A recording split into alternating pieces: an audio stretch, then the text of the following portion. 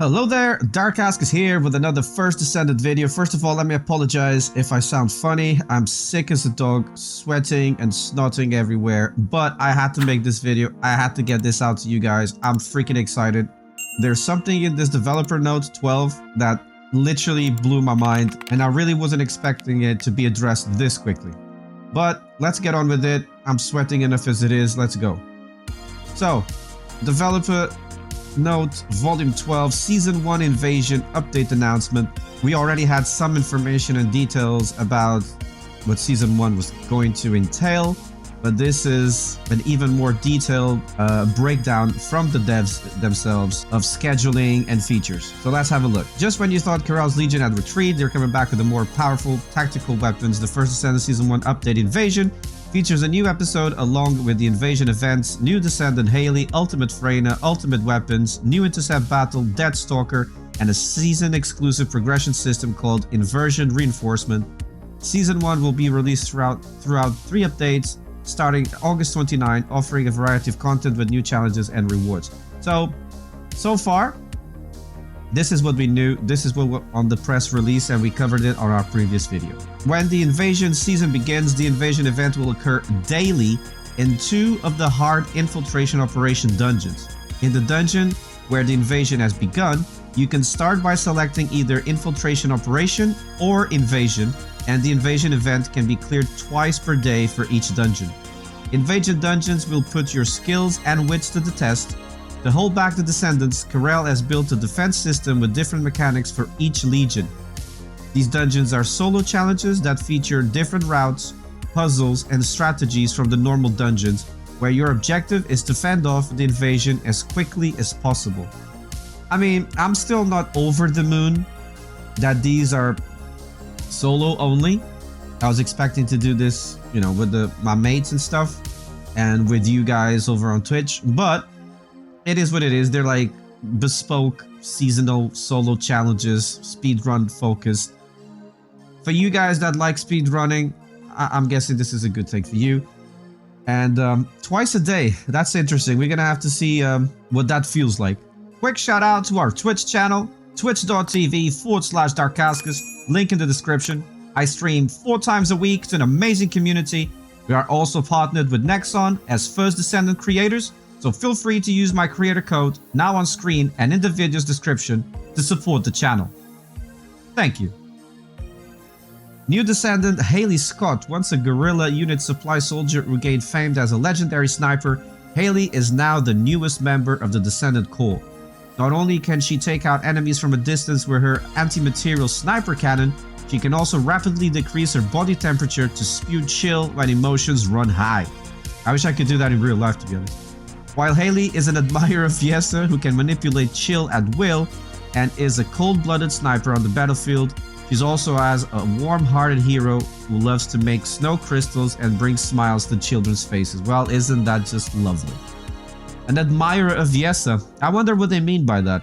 Right, so then we have a little demonstration of her skills. We got Cryo Round, instantly fires a Cryo Round that automatically tracks the enemies, deals damage and inflicts Cryo, which deals additional damage along with Hailey's firearm damage. Okay, that's interesting. So this skill scales off her firearm damage. I gotta be honest, I kind of dig that. Then we got Storm Snare. Oof. I mean, the animations on Hailey are just next level. Well done, Nexon. Fires a freezing beam that unleashes a chill vortex around you and knocks back enemies, inflicting cryo on enemies that take damage. That looks cool all around.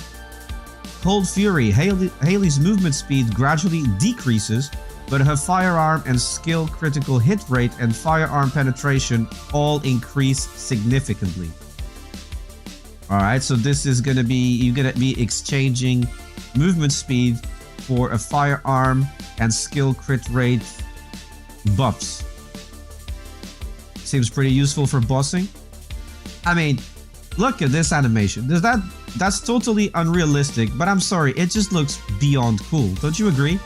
Look at this Zenith animation. Look at that. Zoom. Oh, love it, love it. Replaces Hailey's weapon with her unique weapon, anti-material sniper cannon. Penetration of the anti-material sniper cannon and firearm attack greatly increase and deal additional chill skill damage. Recovers MP upon successfully attacking weak points and decreases the cooldown the more bullets you have remaining when the skill ends. Very interesting. Again, mentioning a firearm attack stat to increase this skill. Now, Inversion Reinforcer for seasonal progression. Descendants experienced a change in their RK as they come into contact with Ironheart multiple times. Their RK began to draw energy from a destroyed Ironheart. Embracing this energy as a source of strength, the Descendants can now gain new abilities through the Inversion Reinforcers. So, Hunt improves the Descendants' basic stats. Attribute improves the Descendants' attribute resistances. Recovery improves the Descendants' recovery. I'm guessing this includes HP and MP recovery and shield recovery and everything that has the word recovery in it. I'm assuming that, by the way. Survival receives a defense buff that activates under certain conditions. It'll be useful if we knew what condition that is, but I'm pretty sure it has something to do with a seasonal only mechanic, seeing that this whole system seems to be seasonal only. And then Season receives an effect that is useful for invasion dungeons. Again, invasion dungeons, seasonal progression. It's basically something they created for this season and this season only as a new thing for us to do. I can appreciate that. At least it's not like Diablo or other ARPGs that every time there's a new season, you start from scratch. You're not starting anything from scratch. You're not losing anything, because I saw some people on my on the other video saying, "Oh, am I losing my Descendant?" No. You're not losing anything. You're just gaining this Inversion Reinforcement season progression system, which then will go away when the season ends. So, Inversion Reinforcement is a progression system that only lasts for the season. You can learn the Inversion Reinforcement effect using the Ironheart Particles, which can be earned by clearing invasion dungeons or being active in the hard difficult fields. You can choose 3 of the effects that have been unlocked. When you unlock all 4 of the effects in a line, you automatically acquire that line's collection effect. Collection effects are passive effects that are always applied during the season. This means that if you unlock all Inversion Reinforcement effects, you can utilize 3 selected effects and 5 collection effects from each line in battle. So, you know, imagine this as kind of a passive skill tree that when you reach a certain threshold, you unlock a permanent passive at the end of it. And then when you unlock 3 of those passives, yes, then that will give you access to unlock permanently 5 collection effects. I think that's what they mean in a very roundabout way. Then, we already knew this, we get story quest for Freyna, which introduces Ultimate Freyna with exclusive modification modules. Now, this is important here. Let's focus on this one because Freyna we already knew about. Future Ultimate Descendants will be added with the seasonal updates and as the Descendant stories and the First Descendant's lore expands. Now listen to this. After Season 1, Ultimate Freyna, the next update to the Ultimate Descendants will launch sequentially, starting with the initial Descendants to join the core. What I take from this is they are basically giving us a timeline that after this season, after Ultimate Freyna is released, from now on, there's not going to be, you know, they release Valby and then Ultimate, they're going to do it sequentially and they're going to go back to the OGs. So I wouldn't be surprised if the next Ultimate is like, I don't know, who are the OGs? So like Blair, Jaber, Esiemo, Eugen. I'm wishing for Enzo. Please, Nexon, give us Ultimate Enzo as the next one. I would love that. But fingers crossed. Then we got the new ultimate weapons. That's a beautiful shot of one of them. That's Excava, a powerful and versatile ultimate weapon. We already knew about this. You can check the latest, the previous video where we speak about these weapons. Now let's get to the stuff we did not know about.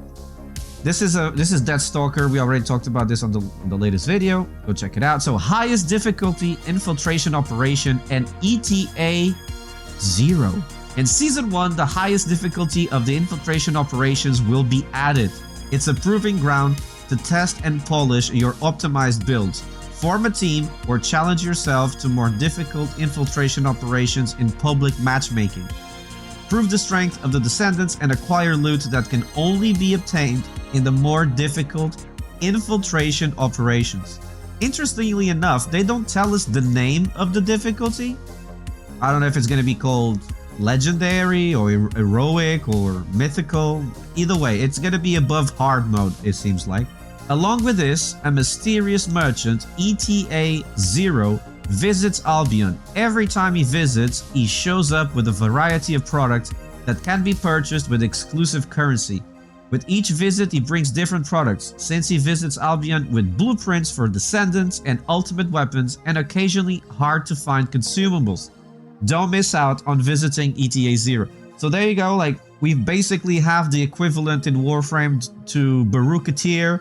On the Division, we used to have Casey Mendoza, and on Destiny, it was Zur. So now we're gonna have that sort of system and like special vendor, if you will, in the First Descendant. Great news. Then we got the schedule here. So it's not gonna come out all in one go. August 29th, we have Hailey and her skins, the Invasion Dungeons, the Inversion Reinforcement system introduced, and the Invasion Season Battle Pass. That comes out all in August 29th. Then September 26th, new Intercept Battle Deathstalker. So we got plenty of time to get ready. Ultimate Weapon Frostwatcher, new Ultimate Skins, and Ultimate Descendant exclusive spawn effects. Then October 30th, the final stage of Season 1, will have Ultimate Freyna, Henner Story quest, her modules, the Hailey modules, new Ultimate modules in general, and the highest difficulty infiltration operations, as well as possibly the first visit of ETA0. The only thing I find weird here is that you can get Hailey on August 29th, but then you have to wait until October 30th to get the Hailey modules. That doesn't sound right to me. Like, why would I build Hailey if I'm only gonna have access to her specific skill modules at October 30th? They might want to look into that and make a change on that. Additional improvements applied to Season 1. Finally, here's the news on the improvements that will be applied with Season 1 on August 29th. Void Fragment and Fusion Reactor loop improvements. It has been improved so that playing Void Fragments once on hard difficulty now grants enough Void Shards to use the Fusion Reactor once. Consequently, the amount of Void Shards rewarded in special operations has also been increased. Additionally, Void Shards required for the Fusion Reactor has been consolidated into a single type. Now the same type of Void Shards will drop from both Void Fragments and the Fusion Reactor within the same battlefield.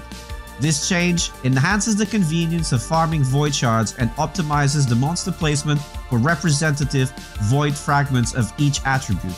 Finally, the Fusion Reactor now requires Void Shards when using the reconstructed device rather than at the start of the mission. This adjustment ensures that Void Shards are not consumed if you accidentally enter the Fusion Reactor.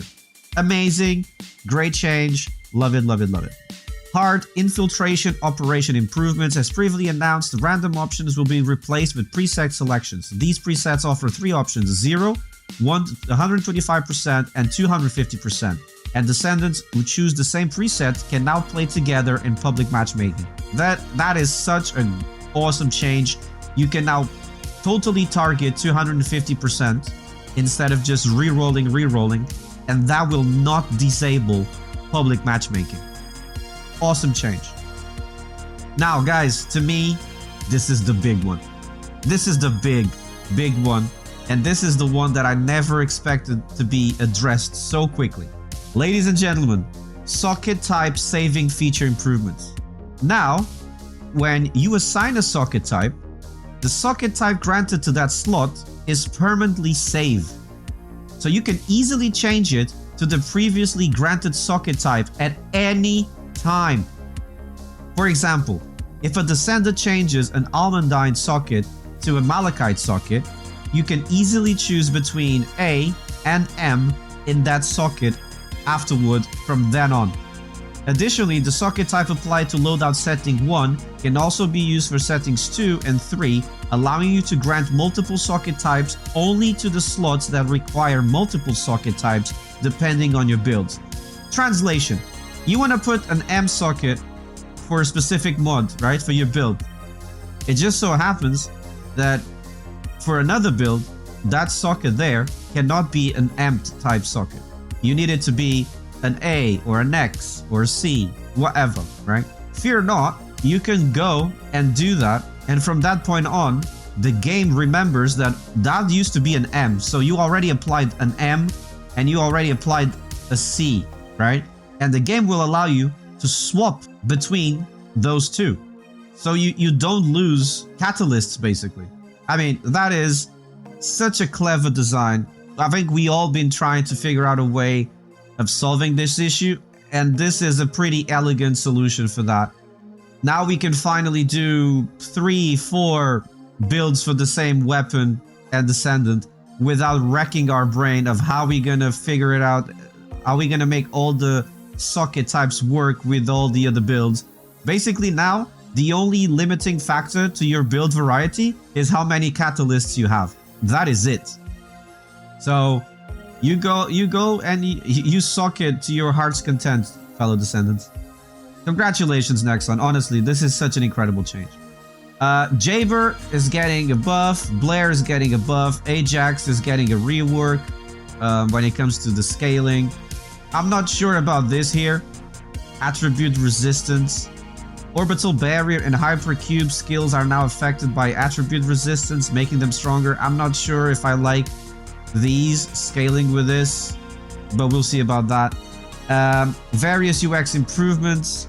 Other updates include additional improvements to the icon information display that was included in version 1.07, a feature to disable voice playback during hard missions, the addition of visual information to the encrypted vault, and various other improvements. Now, Nexon, please listen to me. I like the fact that you're gonna let us disable voice playback during hard missions. I hope that applies to every single mission on hard mode, by the way. So we don't have to listen to the story beats over and over and over. Although I already disabled voice in game because of that. But Nexon, please, please, please, just let us disable the subtitles. I've been asking for this since the second beta.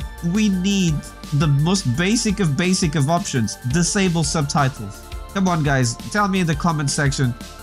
You agree with me, right? I mean, every single game I've ever played pretty much has disabled subtitles. Nexon, I beg of you, let us disable subtitles. But yeah, that's season 1. My hats off to Nexon. This season is looking hot. Thank you very much for making it this far. Remember to leave a like on the video and subscribe to the channel for more looter shooter content. And hey, maybe check out another First Descendant video right here on the channel. Darkauskas signing off, and until next time, hasta luego.